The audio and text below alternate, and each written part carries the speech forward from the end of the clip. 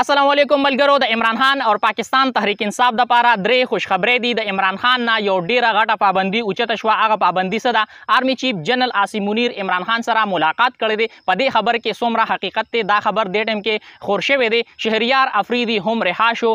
علي محمد خان د عمران خان د پاره یو ډیر اهم پیغام جاری کړی دی او هغه عمران خان سره او پاکستان سره خپل وفاداری ثابت کړی ده. کوم کسانو چې عمران خان ماینس کو نو اوس څنګه هغوی سره د خپل ځان غم دی دا ټول خبرې په دې نوی ویډیو کې تاسو سره شریک کوم. خو د هغې نه مخکې تاسو ټول ملګرو ته دا ریکویسټ دی چې دا ویډیو مخکې ملګرو سره ضرور شیر کړئ او تاسو خپل قیمتي رای هم ما سره په کمنټ کې ضرور شریک کړئ. د عمران خان او پاکستان تحریک انصاف لپاره درې خوشخبری دي. هغه درې خوشخبری څه دي؟ خو د هغې نه مخکې تاسو دا وایم چې آرمی چیف جنرال عاصم منیر عمران خان سره ملاقات کړی دی. آیا واقعي دا ملاقات شوی دی؟ دې خبرو کې څومره حقیقت دی؟ دې ټیم کې دا خبرې چې دي نو خورې شوي دي او څوک چې دي هغه دې باره کې خبرې کوي. کومو کسانو چې دا غوښتل چې عمران خان دې موږ ماینس کو اوس څنګه هغې کسانو سره د خپل ځان غم دی. په تېرو ویډیوګانو کې هم ما تاسو ته ویلي دي چې د پی ډي ایم سیاسي جماعتونو او د پاکستان د طاقتور خلکو ترمنځ چې کوم اختلافات دي هغه بالکل کلو مخې ته راغلي دي. د دوی چې کوم اختلافات دي هغه په ډېرو څیزونو باندې دي. په هغې کې نگران وزیر اعظم دی، کوم چې ټوټل نگران سیټ اپ دی هغه دی، او راتلونکي چې کوم انتخابات دي نو په هغې باندې هم اختلاف دی چې آیا انتخابات به په خپل ټیم باندې کېږي، 6 میاشتې پس به کېږي او که نه یو کال به دا رستو کوي. نو په دې څیزونو باندې دې نه علاوه نور داسې ډېر څیزونه دي چې په هغې باندې د پی ډي ایم سیاسي جماعتونو او د پاکستان چې کوم طاقتور حلقې دي د هغوی خپل منځ کې اختلافات دي. او بل اړخ نواز شریف چې دی هغه په خپل رور باندې نه اعتبار کوي او نه د پاکستان په اسټابلیشمنټ باندې اعتبار کوي او د رور حکومت دی او هغه بیا هم پاکستان ته نه راځي. هغه خپله د دوبۍ او سعودي عرب چې کومه دوره ده هغه مکمل کړه او یورپ ته روانه شو او څوک هم دې ټیم کې داسې نشته چې هغوی په یو بل باندې اعتبار ونه کړي. اوس دا خبرې چې دي نو دا په سوشل میډیا باندې ډېرې زیاتې خورې دي چې د پاکستان اسټابلیشمنټ یو ځل بیا پاکستان تحریک انصاف طرف ته ګوري او د دې لینک چې دی هغې خبرونو سره ورکوي. کوم چې درې خوشخبری دي هغه دې راتلونکي دې نه پس تاسو ته وایم چې هغه درې خوشخبری څه دي او څنګه هغه دې سره ریلیټډ دي. اوس دا خبر خور شوی دی چې آرمی چیف جنرال عاصم منیر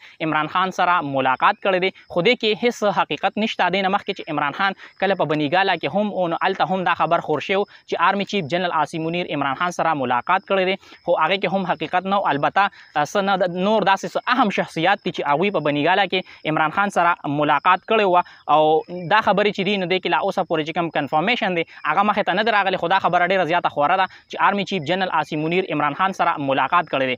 اوس عمران خان او پاکستان تحریک انصاف لپاره درې خوشخبری کمې دي. لومبي خو دا چې شهریار افریدي چې دی نو هغه رها شو. هغه باندې ډېر زیات ظلم وشو. هغه چې کوم ښځه ده بچی دي نو هغه هم گرفتار کړی. د هغه رور او چې کوم خور ده هغه وفات شو. د هغې په جنازه کې شهریار افریدي شرکت ونه کړ. د هغه یو لاس چې دی هغه هم مفلوس شو ځکه چې هغه چې کوم سیل کې هغې اچولی نو هغه ډېر زیات تنګ او څو پیرې د هغه ضمانت چې دی منظور شو خو د هغې باوجود هغه ته رهایي میلاو نه شوه. خو اوس د هغه باره کې دا یو ښه خبر مخې ته راغلی چې هغه رها شو. د عمران خان نه یو ډېره غټه پابندي چې دی نو هغه لرې شوه. اسلام آباد های کورټ دا حکم ورکړی دی چې عمران خان باندې کم پیمرا براه راست دا پابندي لګولې ده چې د هغه چې کم تقریر دی هغه په ټي وي نه نشر کېږي. هغه پابندي چې ده هغه د عمران خان نه ختمه شوه. اوس ګورو دا د کم ټي وي چینلز دي د هغوی اوس دا امتحان دی هغوی باندې دا اوس ډیپینډ کوي چې آیا هغوی به د عمران خان تقریر چې دی هغه ښیي او که نه. د عمران خان نه خو پابندي ختمه شوه خو چې اوس په دله کوریج ورکوي او که نه. بل اړخ ته علي محمد خان هم رها شوی. تاسو ته پته ده هغه اوس په ړومبي ځل باندې یو ډیر اهم بیان چې دی هغه ورکړی دی. هغه پاکستان سره او خپل لیډر عمران خان سره خپله وفاداري چې ده نو هغه ثابت کړې ده او هغه دا ویلي دي چې یو بل دیوال لګولو سره یعنی یو بل سیټ کولو باندې به د هیڅ چا فایده نه وي او دې کې د چا هم فایده نشته. او که چیرې سیاسي نظام چې دی هغه مضبوط وي، فوج مضبوط وي نو هله به ملک چې دی نو هغه به مضبوط وي. او کومو کسانو چې پاکستان تحریک انصاف پرېښی دی نو هغوی ته زه ردې بدې نه وایم.